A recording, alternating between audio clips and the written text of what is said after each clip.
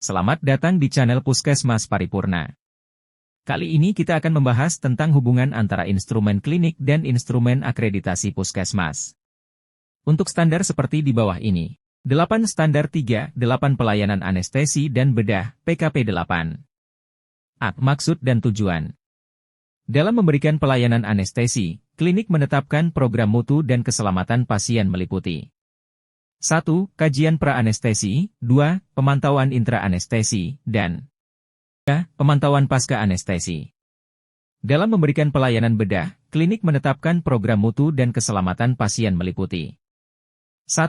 Kajian pra-bedah, 2. Penandaan lokasi operasi, dan 3. Pelaksanaan surgical safety checklist. Elemen penilaian. Kelengkapan bukti. 1. Klinik menetapkan prosedur pelayanan anestesi dan bedah sesuai kebutuhan. Terdapat SPO pelayanan anestesi dan bedah.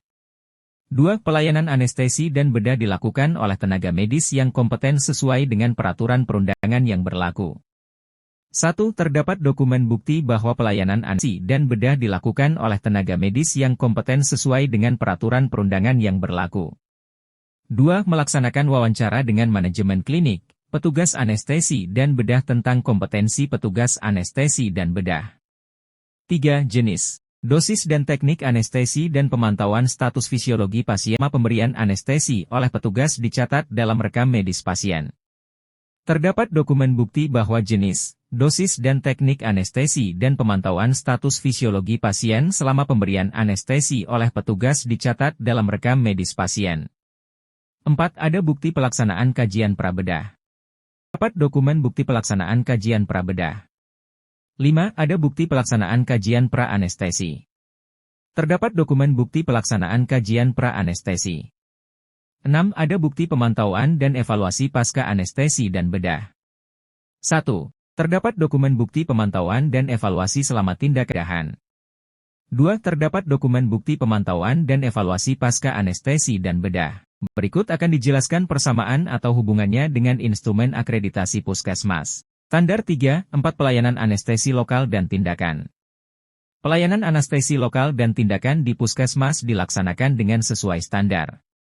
Tersedia pelayanan anestesi lokal dan tindakan untuk memenuhi kebutuhan pasien.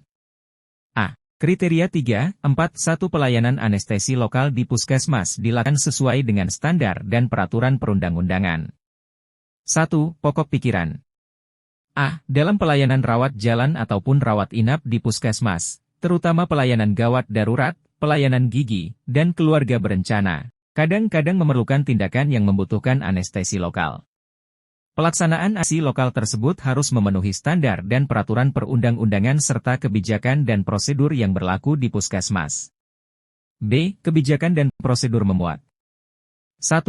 Penyusunan rencana. Termasuk identifikasi perbedaan antara dewasa, geriatri, dan anak atau pertimbangan khusus. 2.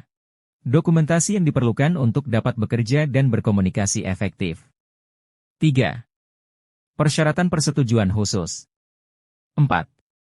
Kualifikasi, kompetensi, dan keterampilan petugas pelaksana.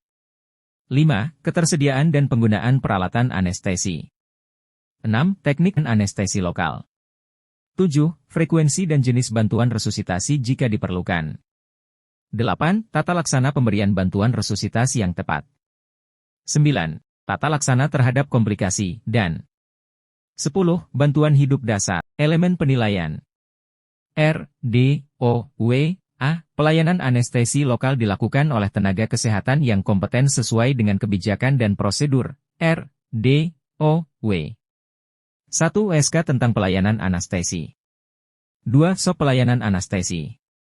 Telah rekam medisian dengan anestesi. Pengamatan surveyor terhadap proses pelayanan anestesi oleh tenaga kesehatan menyesuaikan kondisi di puskesmas. Dokter, dokter gigi, perawat, bidan, dan tenaga kesehatan penggalian informasi tentang pelaksanaan anestesi lokal di puskesmas. B. Jenis, dosis, dan anestesi lokal dan pemantauan status fisiologi pasien selama pemberian anestesi lokal oleh petugas dicatat dalam rekam medis pasien. D. Telah rekam medis.